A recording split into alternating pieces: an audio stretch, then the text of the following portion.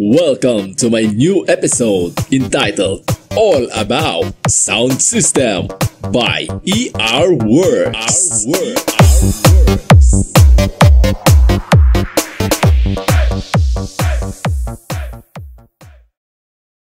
Kamusta po mga bossing? Merry Christmas po dyan sa Pinas.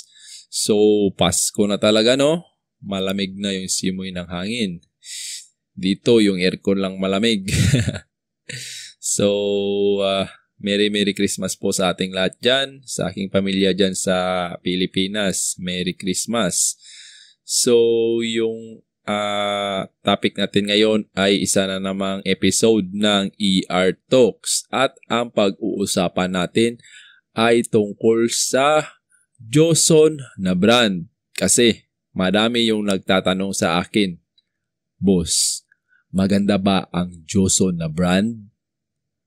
Kung gusto mong malaman, halika, samahan mo ako hanggang matapos ang video na ito.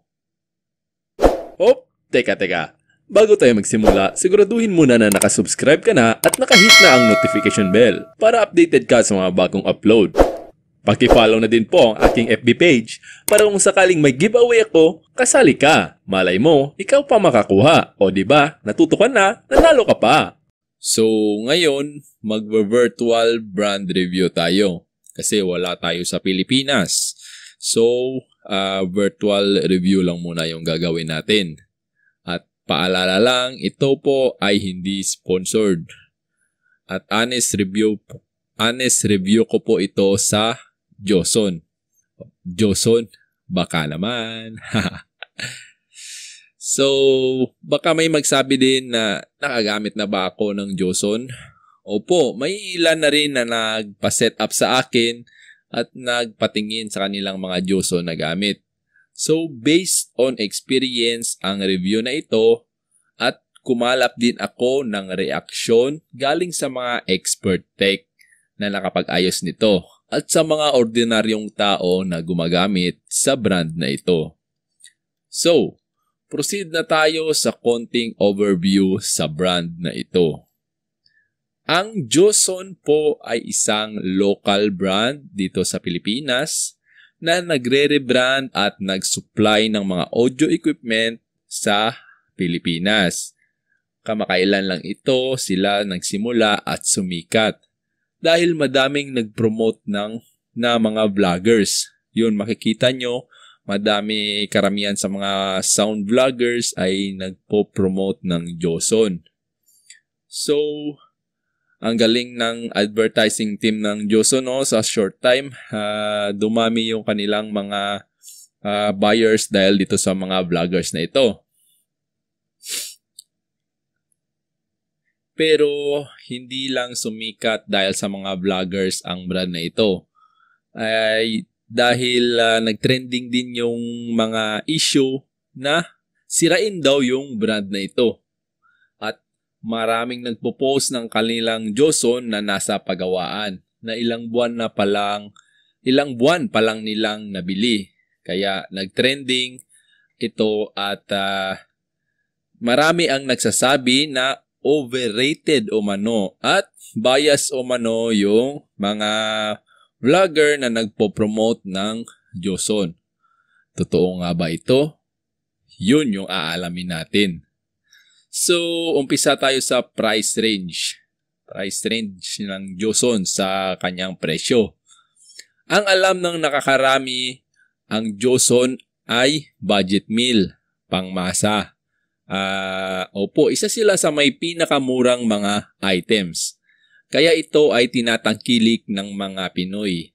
Kasi gusto natin mura di ba?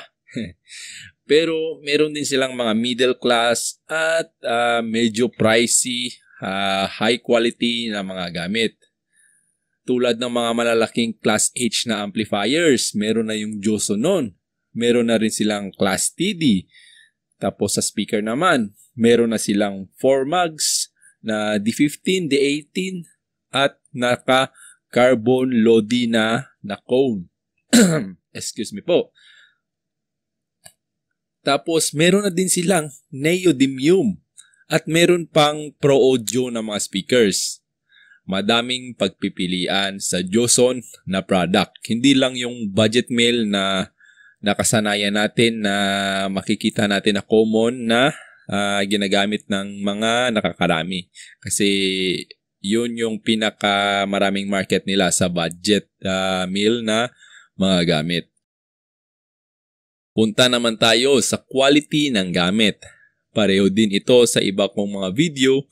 Yung quality ng gamit ay depende din sa presyo. As I said, meron silang budget meal at merong mamahalin. So expect mo na sa budget meal, hindi kagandahan ng kalidad nito at ng mga pyesa nito. So, kailangan din po nilang kumita. Tandaan nyo po, negosyo po kasi yan. So, as yung presyo ay bumababa, may sinasacrifice sila na factors para mababa nila yung presyo. Pero kung magandang quality ang hanap mo, meron din namang silang ma-offer na mga magagandang gamit. Pero yung presyo, maganda rin. Paulit-ulit lang tayo dito. So, proceed tayo sa durability at reliability. Ito ang madalas na pinagtatalunan ng lahat dahil di umano sirain daw yung Joson sa mga low budget nila na gamit especially. So, set aside muna natin yung mga high quality at pangbugbuga na products nila dahil no question tayo dyan. Kasi yan po ay mga rebranded din sa mga matitibay na brands. So, focus tayo dito sa low budget side kasi ito yung trending. Bakit nga ba marami ang nasisira? Especially sa amplifier nila na low budget. Para lang sa akin, in my own opinion, isang factors na na-observe ko is overuse. Alam na natin na medyo hindi maganda yung quality, medyo low quality yung mga piyesa ng gamit, sinasagad pa natin at minamaximize pa ang paggamit at minsan sobra-sobra pa. Lalo na ngayong mga holidays, wala ngang paputok pero yung ampli mo yung una pang pumutok. Hindi na nakaabot ng New Year. Malas naman. So, advice ko lang sa mga low budget users, extra care po sa mga gamit. Ang paggamit ng ating low budget amps, chill-chill lang. At alagaan natin din ng linis palagi. So, madami din akong kakilala na gumagamit itong mga low budget amps, pero tumatagal din naman. Depende din pa rin sa paggamit. Kaya ito po ang sakripisyo pag gumamit kayo ng mga low budget amps. Hindi lang sa Joson, pati ibang brands. Dapat doble ingat po talaga kasi hindi po ito tulad ng mga high quality na kahit barag-baragin mo, kahit pangbugbugan, kahit ibalibag mo dyan, walang magiging problema kasi design talaga ito for heavy use. Hindi katulad ng mga budget amps na ang focus nila is to reduce the price cost para maging affordable sa lahat. So, pasalamat pa rin tayo sa Joson kasi merong brand na ganito at nag-o-offer sila ng budget meal para maging affordable sa lahat. Although sa mga tech, medyo pahirapan ito pag malala na yung trouble. Pag mga butas na talaga yung board, sunog na yung mga karamihan sa components, pero magagawan pa rin ng paraan. Pinoy tayo eh. Meron ako mga kakilalang tech na nag-change board ng Joson amps at maganda din naman ang kinalabasan.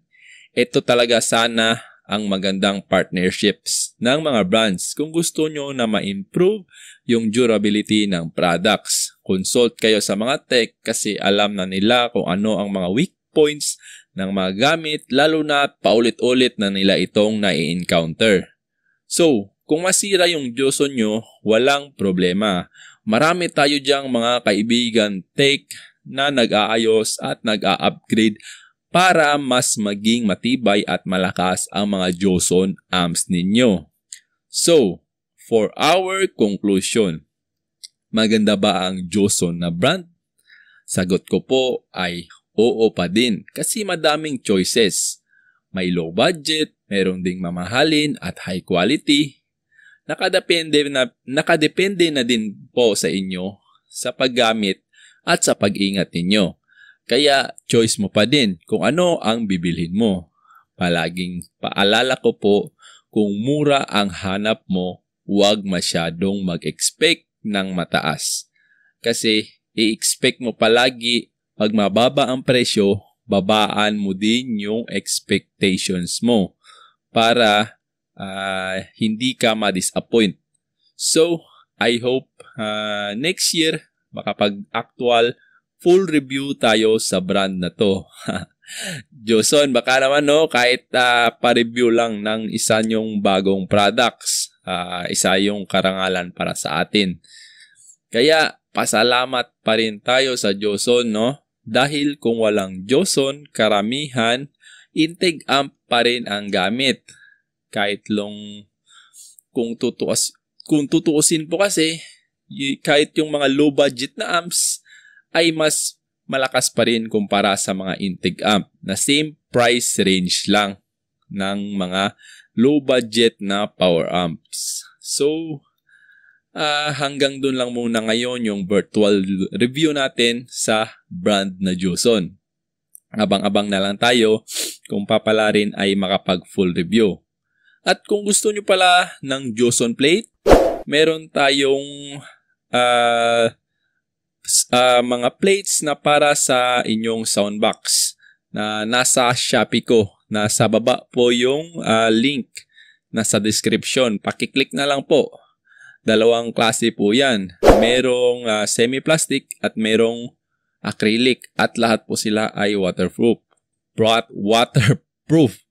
At meron pong video yan. Makikita nyo na nilublob ko po sa isang timbang puno ng tubig para makita nyo na siguradong waterproof po talaga at quality yung ating mga products. So maglalabas din ako ng stickers na para madami yung inyong choices kung para saan nyo gagamitin.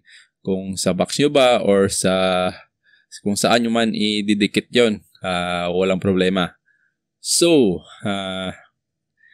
tapos kung gusto nyo ng floaters, voiceovers, PM na lang ako sa aking FB account na ER Power Blast Lights and Sounds.